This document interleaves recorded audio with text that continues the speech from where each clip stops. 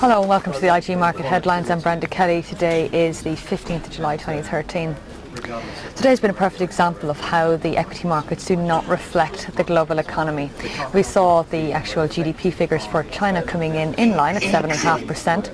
Again, this was lower than the first quarter of 7.7%, which clearly tells us that it is cooling slightly in China. And of course, we will have to see what happens towards the end of the year as to whether or not we can see an actual move upwards in terms of growth there. For the time being, though, the Chinese government seem okay with this, and they're moving ahead with banking reforms and trying to depend less on exports and create a little bit more dependence on the likes of domestic consumption. And speaking of domestic consumption, we saw retail sales for the US come in under par today, and of course we've seen the equity markets rally as a result, because it could ultimately mean that we will not see the tapering effect coming from the Fed as early as September, as is feared by the majority of some of the investment analysts around.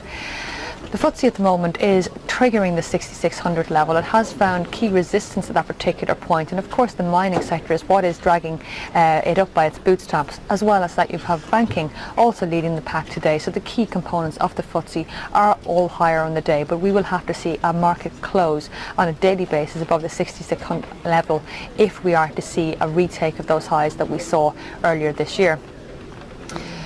One thing to look for this week will be the actual Bernanke testimony, which will be over 2 days. One will be an actual prepared statement and the other will be question and answer section. We'll also have a look to see what Mark Carney decided to do in the actual letter from the Bank of England. We will see whether or not he voted for more quantitative easing.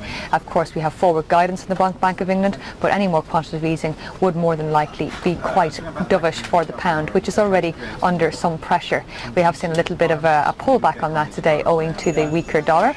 But nonetheless, it does feel that there is a propensity for a move lower in sterling, particularly if we see that Mark Carney is on board for more quantitative easing. At the moment, 53% of our clients are long on the FTSE, so quite split down the middle. And of course, I do feel that it's the 6600 level that will define whether or not we'll see a move higher or indeed a pull back lower, a correction over the next coming days. For more information, log on to IG.com.